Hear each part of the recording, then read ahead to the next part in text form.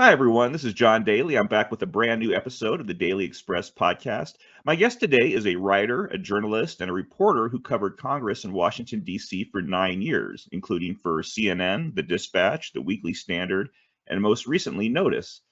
She also has a Substack you'll want to check out. It's called Haley's Half-Baked Thoughts. I'm talking about the one and only Haley Byrd Wilt. Welcome, Haley, to the Daily Express. Thanks for having me today.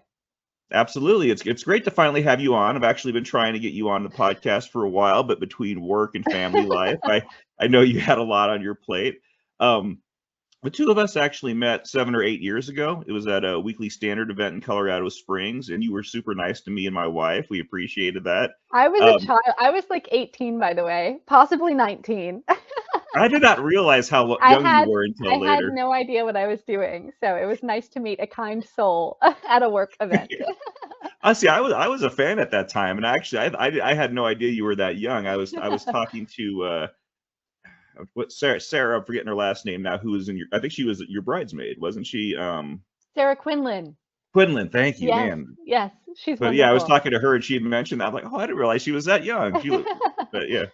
But no, that is, you mentioned that. I'm curious, was the Weekly Standard your first, major job as a reporter, I or were you? started I started with an internship out of high school, and this is because I spent a lot of time on Twitter and I made friends with several journalists because they also spent too much time on Twitter.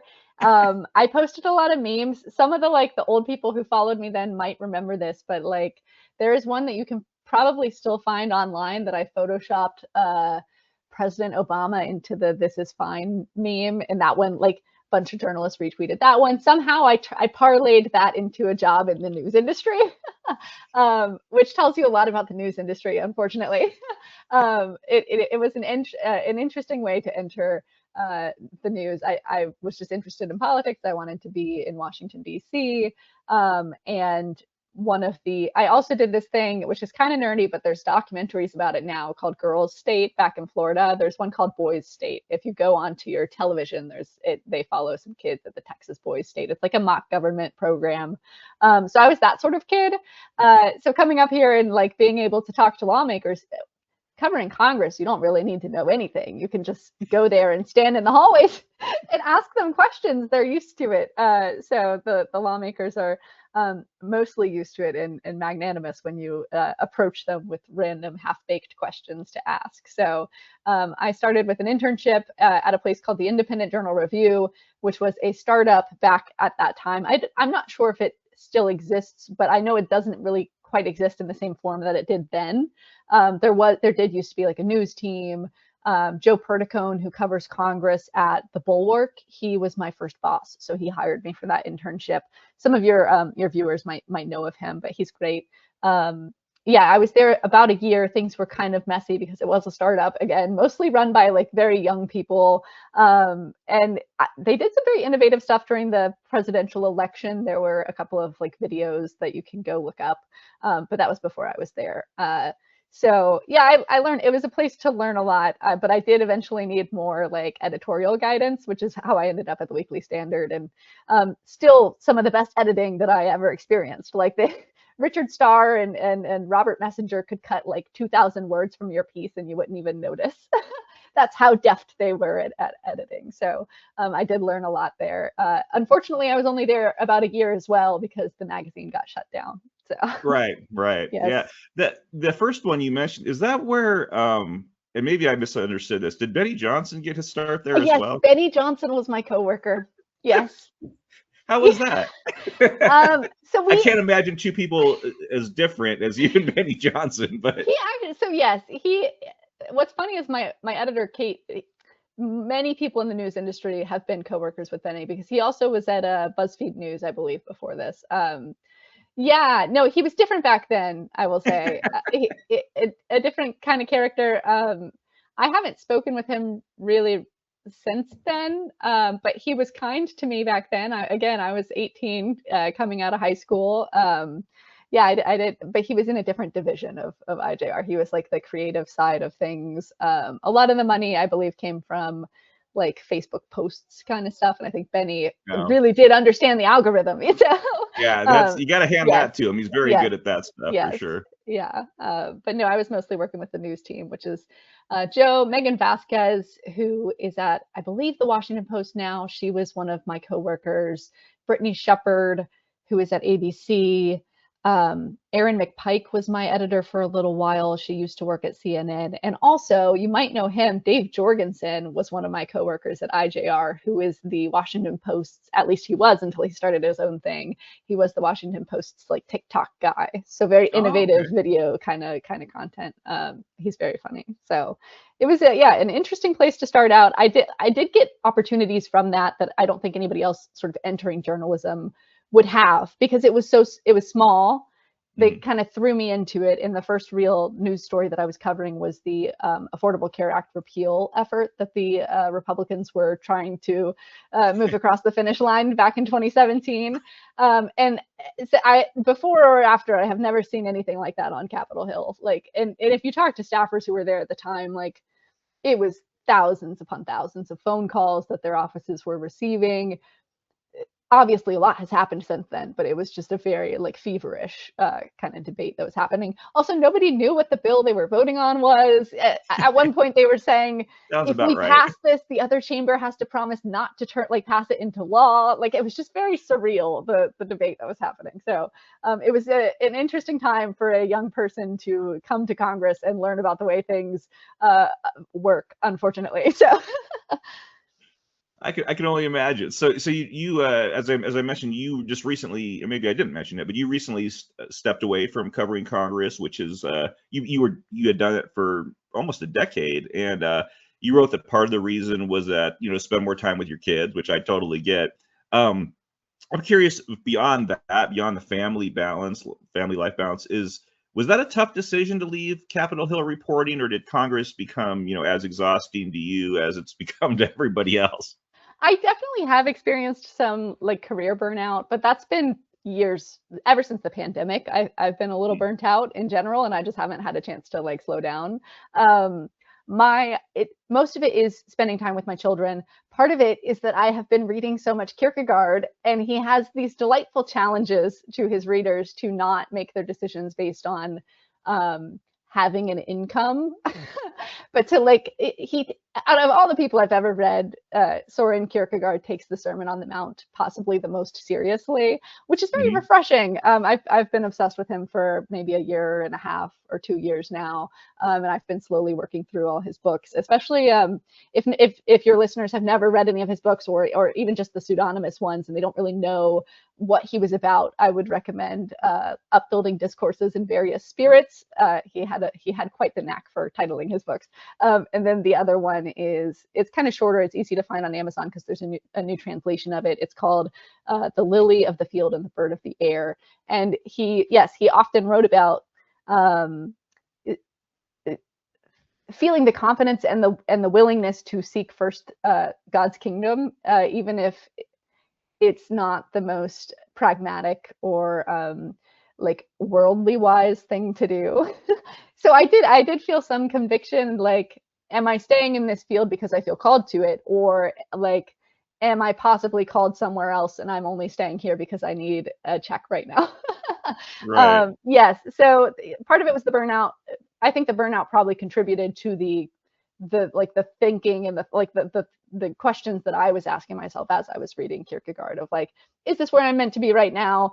Part of the reason I felt free to move on to a different phase of life is that there are so many Hill reporters. It is a very well covered institution, and that's a credit to Congress that people are able to go and stand in the hallways and talk to the lawmakers and ask them questions. It's really wonderful. I loved working at Notice. There are like 30, there are at least 24 Notice reporters within a couple, like on the Hill or near the Hill on a given day. And they Oh, are wonderful at their jobs. They're very good at their jobs. So I don't feel like I needed to stay at the institution to make sure so that somebody was paying attention to it. So yeah, I was asking myself a lot of questions along those lines. And part of it is I just want to spend more time with my kids, but also time is precious. And I'm working through, like, how am I supposed to use it? Like, how am I called to be using my time right now? And I felt okay deciding that it's not talking to lawmakers every day. As much as I will miss talking to the nation's lawmakers, I did feel a sense of peace about leaving them to their own devices. Well, I can imagine. I did want to ask you some specific questions about covering Congress, starting with one that I think a lot of people might have. How much of a difference is there between how members of Congress act in front of a bunch of cameras as opposed to when they're just talking to you one on one? If you're working on a story and they're not there to ham it up, is it quite a bit? Is the demeanor quite a bit different? It depends on the member. So like, some of them are exactly the same when they're talking to you one on one as they are on CNN or in a committee hearing. Ted Cruz, for instance, if you ask him any question, he will launch into a filibuster of that question. It will be an 8-minute answer, and he is going to. It sounds like he is like on the presidential campaign trail. Often you can catch these people off guard, and they'll be a little more forthcoming, or like a glimpse of personality will come through. But I think it does depend on the individual member. Some of them, I always felt like I was talking to a regular person, especially more so on the House side. I'm a big fan of the House of Representatives, the People's House. It's a little bit harder to report on because there are so many more members, and they also just look like people who like showed up from random parts of America because that's who they are. And they will also say like some of the more unhinged things as opposed to the members of the Senate who are a little more distinguished.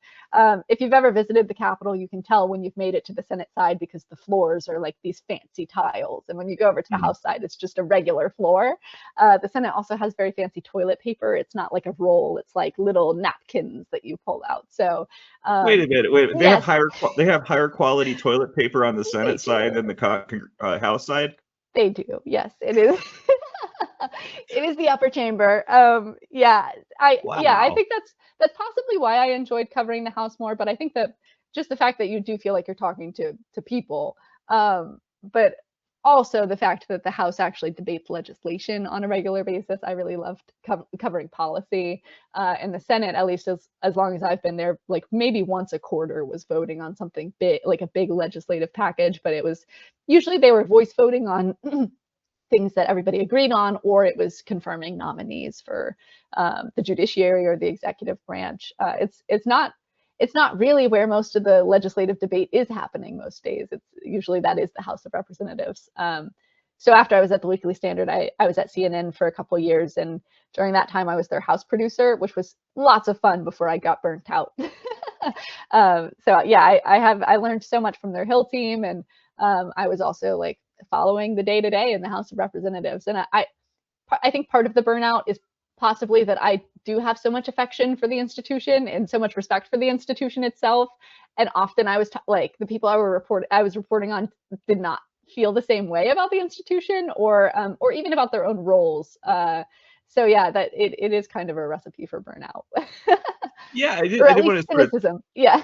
Yeah, no, I can understand that, and that's something more I wanted to ask you about. So this is sort of a similar question to the one I just asked, but it has to do with something I've heard Steve Hayes, your former boss, I guess both the Weekly Standard and the Dispatch, but Mhm. I've heard him sort of make this remark a few times that went out in front of the cameras, Republican members of Congress, for example, with very few exceptions these days, will always reliably defend, Donald Trump and his policies, but off the record, once it's off the record, a number of them will sort of freely admit that they kind of can't stand the guy and they think he's doing tremendous damage, but they're basically scared of getting on his bad side and being harassed by his supporters and of course being primaried even. Did you run into that much where there was sort of this, and I obviously you can't name names if they were talking to you off the record, but I'm just kind of curious in general if you had Yes. people that were kind of like, Yes, 100%. And I think you still get that today. I think after my first year reporting, I took that with a grain of salt. Like I at least decided what you are saying in public is more important most of the time mm, because that is okay, that's what's driving your decision making. So sure, we know that they have reservations about tariffs or something like that, but if they're supporting the tariffs or like including language in their bills to prevent those tariffs from being voted down in a given piece of legislation, which I believe was part of a rule that passed the House earlier this year, I think that's more important. So if any of your listeners have followed my reporting over the past 9 years. You may have noticed the first year I would tweet, this is what a member said on background, which is like they withheld their name, but this was their real opinion. A Republican Hmm. lawmaker said this. I would sometimes include that kind of stuff in my stories. And after the first, and I think that first year, maybe their reservations were, I took them more seriously, either because I was young or because they meant it more back then. And I started, yeah, there was kind of a vibe shift where it was like, yeah, maybe you have a problem, but I'm not gonna privilege your behind the scenes comments over what you are actually deciding to do day to day, and like what your public comments are. Yeah, yeah, it's kind of holding them to their own public standard. Like why should they enjoy the like both, you can't have it both ways. Like Right, right. so yeah, I do find that kind of reporting very insightful a lot of the time, when people are able to get to the heart of it. But I did start to, it lost its sheen for me after talking to members so many times, and um, I would rather include their on the record statement.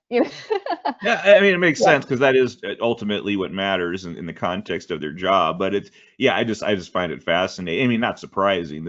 I've heard this not just about, politicians, obviously people in the media, especially in the early days of the Trump era, where they would, say one thing on camera, then as soon as the network would cut to commercial, they would. yeah, I think what was a famous line? Someone says, "I need to take a shower now," after saying what I just said. I think that was another one Steve Hayes had put forward, but yeah, it is pretty fascinating stuff.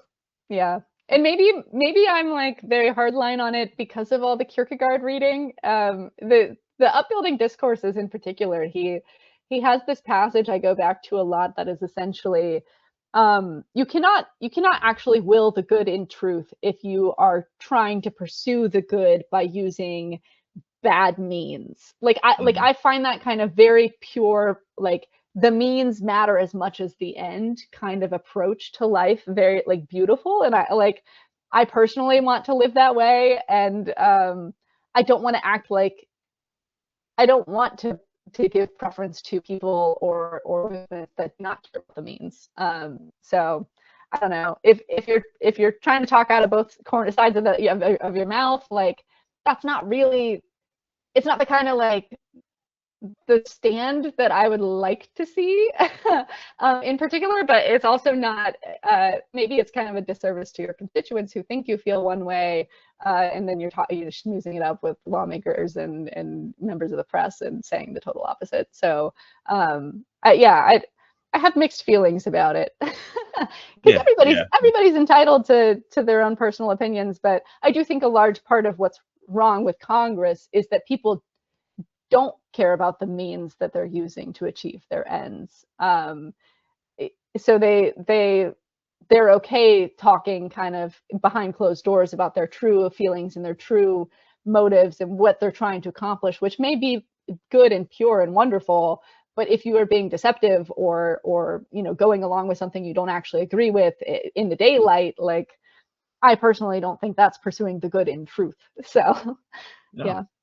no, I agree with I agree with that. So people like me, I've only been to Washington D.C. a handful of times. First one was for a family vacation.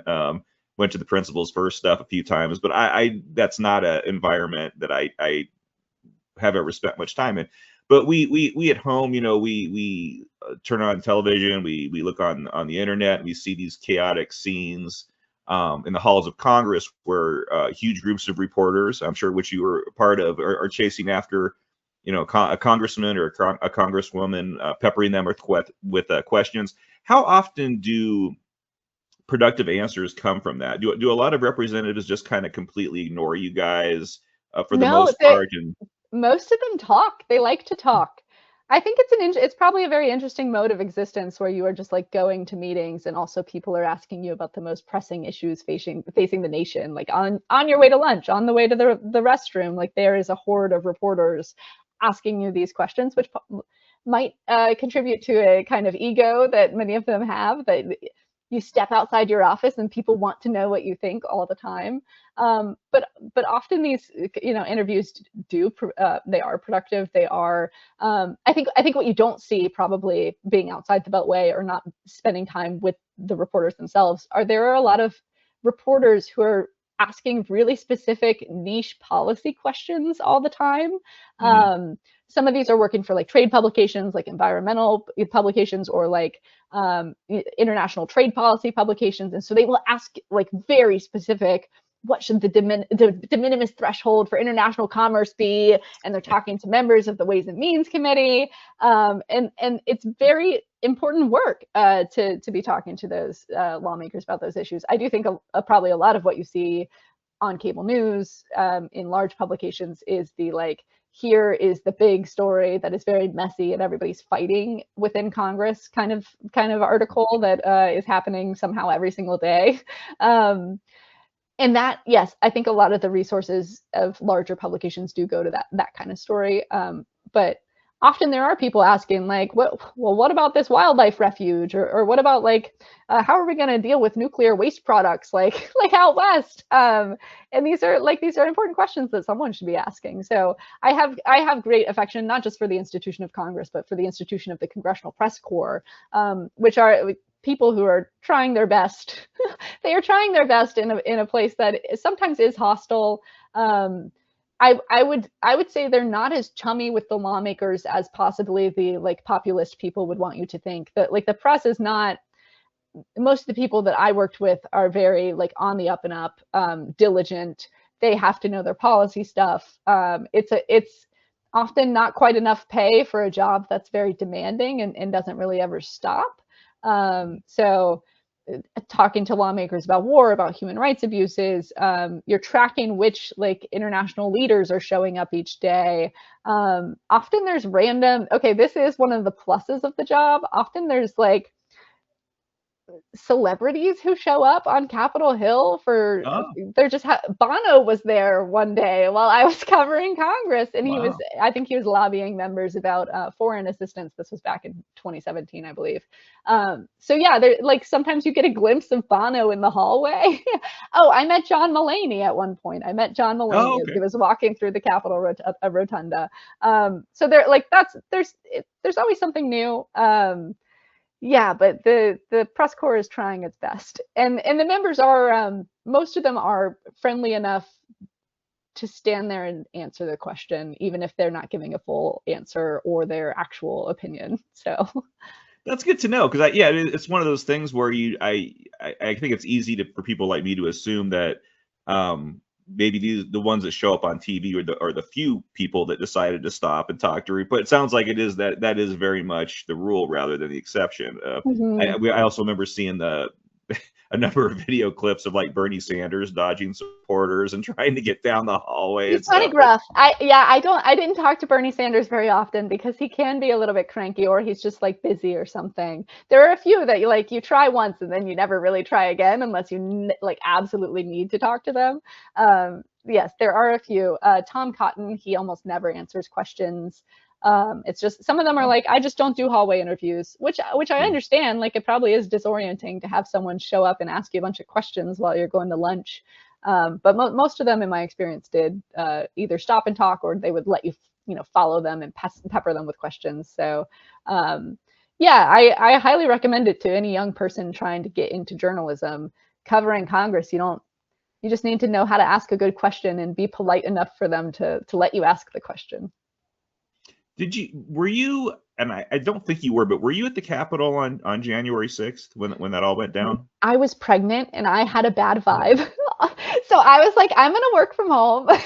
yeah. And I lived about 5 blocks away from the Capitol Oh, at that time. So I saw people getting into a fist fight outside the diner on East Capitol Street that day.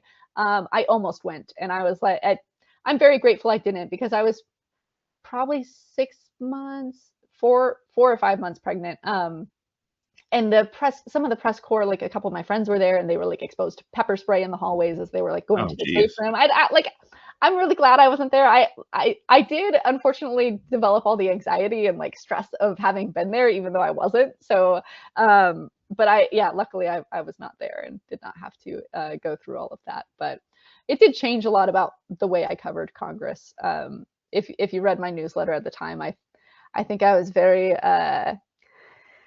picky about which lawmakers I was going to quote in stories. Like if there Mhm. was someone who if I had a choice between quoting two lawmakers who agreed on one topic, but one of them had voted to overturn lawful election results, I was going to quote the other guy. I got a spreadsheet of like how they all, which ones signed on to the amicus brief and which ones Mhm. voted which way that day. And so, some of the surreal, like most surreal moments covering Congress have been talking to those people who were like main characters that day Yeah, yeah. and who like seem like normal people now or they're like Josh Hawley, for example, is very, very polite to reporters in the hallway. You might not know this, but like he will stand there and answer questions for like 10 minutes or longer. He'll let you follow him on the elevator. And this is how younger reporters see him, as opposed to like, you know, in my mind, it's like, okay, I was covering Congress on January 6th. I remember like the fist pump photo.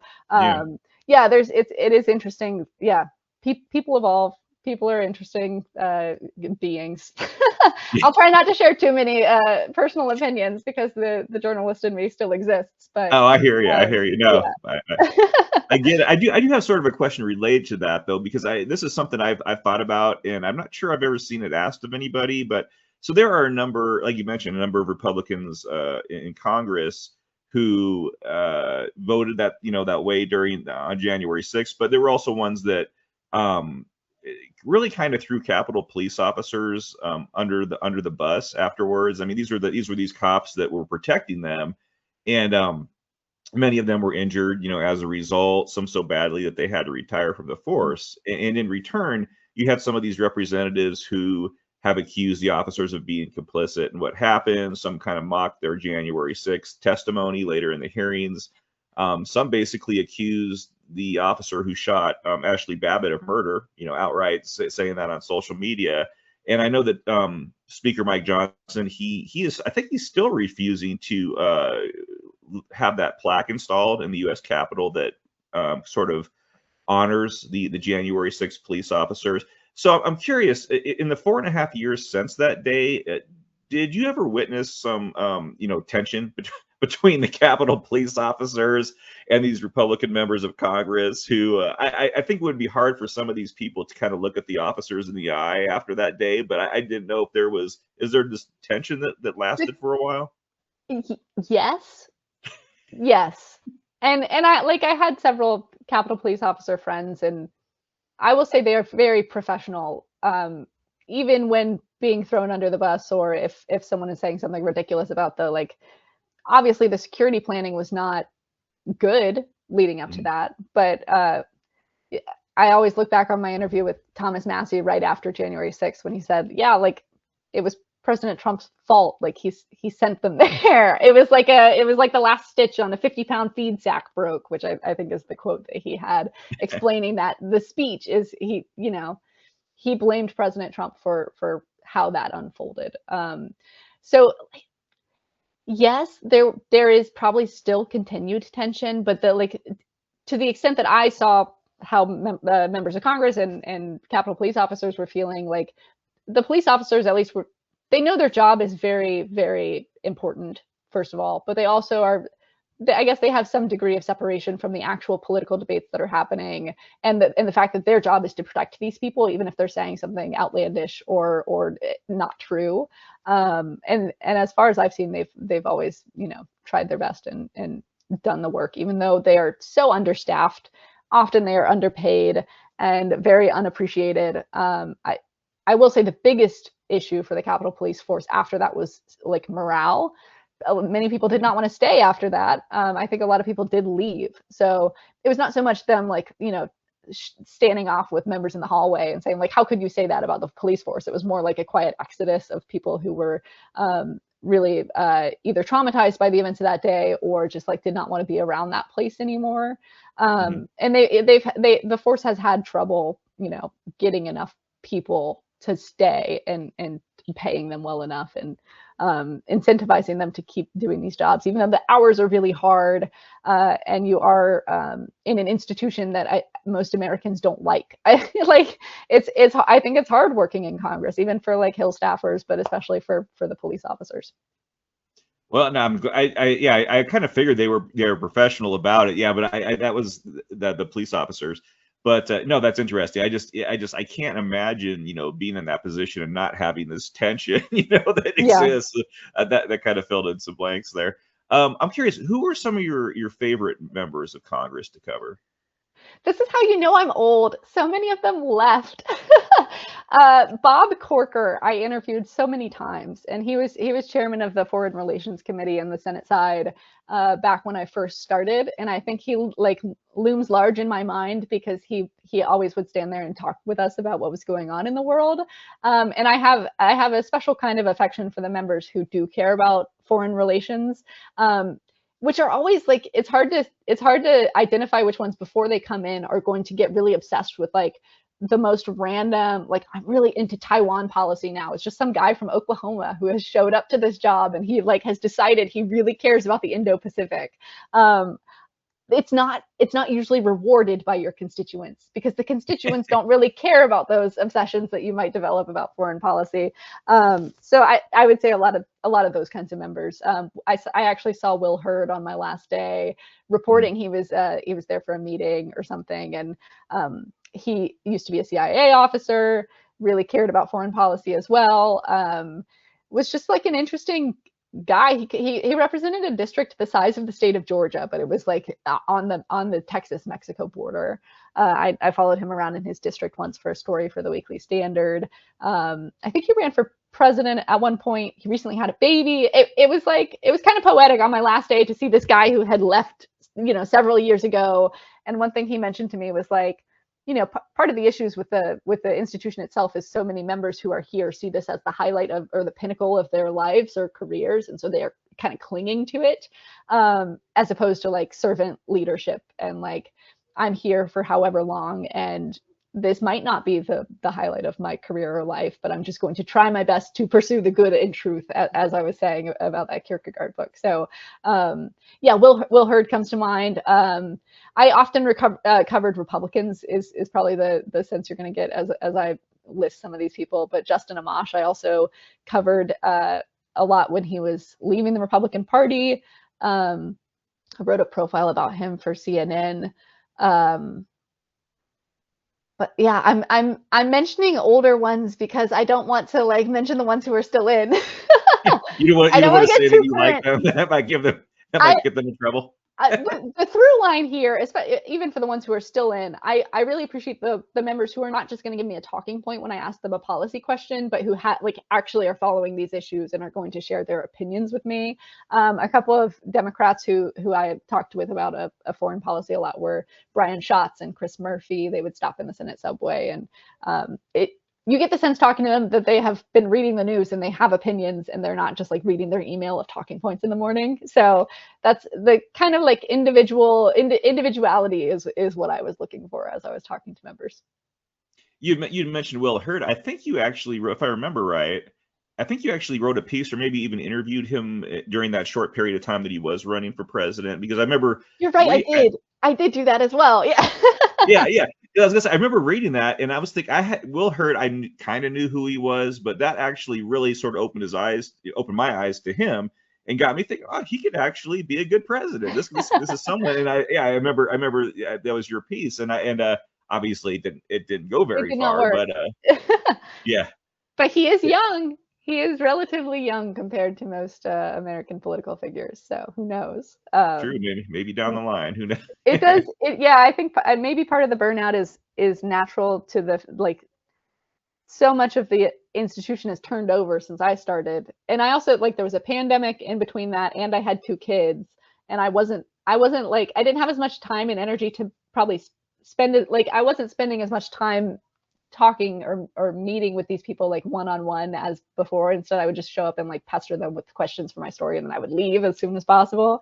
But in my first couple of years, I didn't really have any responsibilities, so I was able to source up more and get to know them a little better. But Um, yeah, like I don't know. Hope springs eternal for the institution. I hope. Yeah, it's not totally a failed institution, but I don't know. Just one like slice of life I'll give you is I was on my way out and I was talking to a Hill staffer who used to be one of my husband's roommates. Actually, my husband lived in this like group house of like 20 people. He like lived in a closet. It's very expensive to live in DC. And I saw him and we were catching up. I think he's only worked on the Hill a couple of years. Before that he was doing policy stuff. He's doing policy stuff in a house office that he really loves, a member he loves working for.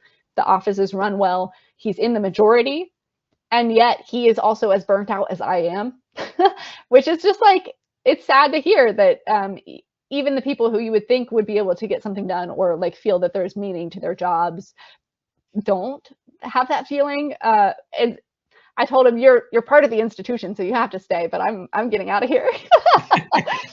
If anyone's going to make the institution better, it is the institution itself. So it kind of is a choice, unfortunately, that Congress has to make. Yeah. It's funny because you hear so often how, by the framing, the Congress was actually supposed to be the most powerful of the three branches of government, and it's really the weakest right now. It's like the judicial seems to be doing pretty well still. The executive is way overreaching, and yeah, it's just kind of sad to see this branch of the government that's supposed to have all this power not utilizing it, just kind of surrendering it on some levels.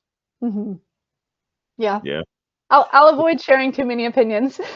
That's all right. That's all right. But I have pointed that out to people who work in Congress and who serve in Congress, and it is a weird. I've tried to define it, like what is this issue for Congress, because it is not it's not pure self-loathing, although it is partly that. It's like each individual member wants to keep their jobs, and to do that you have to hate the institution of Congress, because so many Americans hate the institution of Congress. So they won't pay they won't pay themselves any raises, so you're not bringing in the best talent. They won't give themselves more staffers who could actually like handle the workload. They don't want to actually have open debates on the floor because they're worried about taking votes, because it would like possibly people would get mad at them. There's like this it's still self-interested, but it's self-interested self-loathing that is really like handicapping the institution. Yeah, which is partly why why the House is my favorite, is they still do have some of those debates, but it's not as robust or I don't know, in defense of Congress itself as it perhaps used to be. I hear you. I hear you. So I did ask my Twitter followers to submit some questions for you. I've already incorporated a few of them into this interview, but one of them wrote about you. They said this quote: "I like her very much. She's always so cheerful. Please ask her to talk about her poetry." So you've been sharing some of your poetry on Substack. It's very good, I must say. Is this a real person, by the way? Who yeah, said this? Yeah. Well, I don't. I know their name is an acronym, so I can't remember. It's like okay. OSLC or something. Well, that doesn't sound our favorite. No, I don't. But something like that. But yeah, no, this person's a real person. This person's a real person. Had this real question.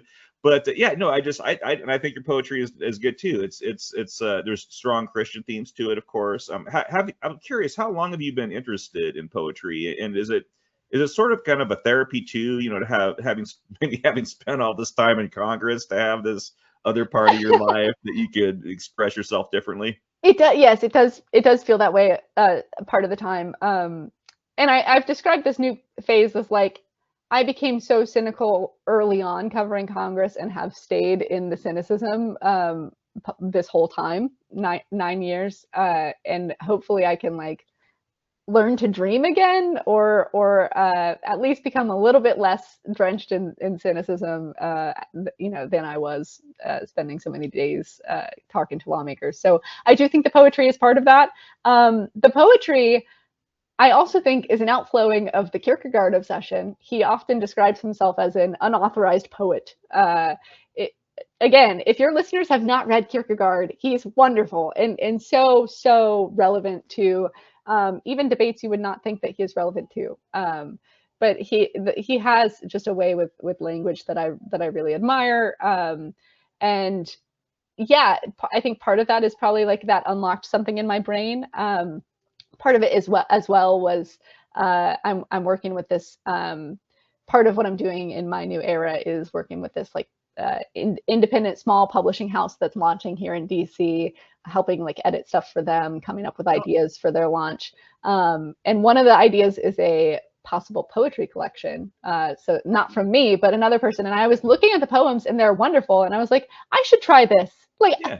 this is a fun way to communicate with people and to try to make art. Part of the inspiration as well was this, and I wrote a poem about it actually, so you can find it. I had this interview with Chris Llewellyn, who is the founder of Rend Collective. It's this Northern Irish folk band. They do worship music, and he was describing this like turning point in his life as an artist, where he decided, I'm just going to make art. It's okay if nobody likes it. It's okay if it doesn't like turn into something that I can market or sell. It's just art. I'm just going to be in the corner like writing songs, and I found that very like, that's a beautiful idea. Nobody has to like it. I can just write poems. I can practice guitar again. It's a very freeing thought. It doesn't have to be good, but there's no way to get good unless you try. So that's partly what's going on there. No, and it's funny. That's actually how I started writing. I was in my early 30s. I wasn't even much of a reader, didn't do much writing, and got inspired to start writing a few poems, and that it sort of went in all these other directions from there. And it's a great. I think it's a great release, and it's very intimate. So it's just sort of a. I think I'm a big fan of poetry writing for sure. It's so different than news writing. It's very, very Oh different. yeah. I find it challenging in a very like healthy way to like try to work some muscles that I did not get to use really when I was writing very dry copy about the nation's lawmakers. Excellent, excellent. Well, I'm so glad that you're doing well. It sounds like this has been a really positive step for you to kind of step away from Congress. I'll And probably miss it at some point, and I hope my comments about Congress were not too negative. oh no. It is made up of so many different people. It's hard to talk about this one institution as a whole. It like in sweeping terms, because there are people who are trying their very best and are honest people in Congress, especially like the unsung heroes, the staffers who like work very late into the night and are really just trying their best to write good policy, write good laws. So yeah, please don't come away from the conversation absolutely heartbroken over the state of the U.S. Congress. But I think part of it is just that I'm older. I can't spend all my time being distracted by the foibles and follies of an institution that's struggling. Oh yeah, and I feel for the staffers too. I'm glad you brought them up because I was just recently recalling back to James Lankford's his immigration reform stuff, and I'm sure he had staffers that were working for months and months, and Right. then they just get that shut down the way it does. And I have a lot of respect for the people that are doing their job in Congress for sure. But yeah, it's like I said, it's kind of they are sort of unsung heroes at times. Yeah. Yep. Excellent. Well, thanks a lot. This has been great talking to you, Haley. I really appreciate you coming on. It's people should definitely check out Haley's Half Baked Thoughts on Substack. Good stuff. Fun for the entire family. It's good, clean fun. um, I think you mentioned you too. You're working for. I was going to ask you. You'd mentioned I think when you left, noticed that you were working on some long-term projects. One of them you mentioned is a publishing company you're doing some stuff for. Yes. Is Can anything else I you can promote talk about that? at this point? I'll tell you the name of it. It's called Eclogue Press. It's based here in DC. Eclogue, Eclogue. It has a website. It has a Substack, so you can go and type in your email and sign up for it, which is actually important because we talked to an investor and he was possibly going to give us all of his money if we show him that we have a large email list. So Mm. we are working on that.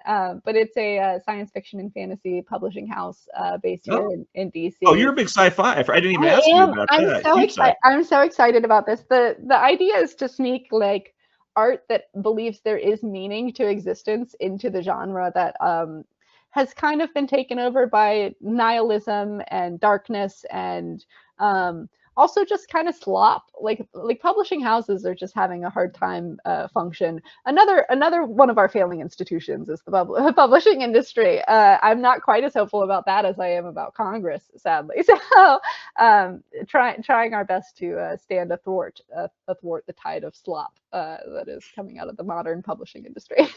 Yeah, no, you wrote, and just along, this isn't science fiction, but I think, didn't you write a piece on like space junk, space garbage that's Yes, floating around? yes, we have a lot of that as well. Someone needs to scoop it up because it propagates, like it slams into each other and it's going like the speed of a bullet and it creates more. Yeah. Um, yeah, I'm a That little that bit. I piece try got not me to think thinking about it. quite a bit. I was like, that's a real. I mean, I've seen movies too that are sort of based on that premise, Yes, where something hits a satellite or something, astronauts come on. But it's a real thing. It's like a it is. serious issue that Well, people aren't. there's this theory I think from the 60s. It's called Kessler syndrome because there was a scientist at NASA. I think his name was Don Kessler, maybe Dan Kessler, who did the math, and he was like, if we keep creating trash up there, it is going to turn into like this cloud of dust, kind of like a domino effect, where the Mm, whole or like low Earth orbit is just like filled with like really sharp garbage moving at high speeds, and we will be stuck, and we will not be able to launch things unless we have like, I guess, really strong materials to punch through the cloud of deadly dust up there. So I hope we don't get to that point.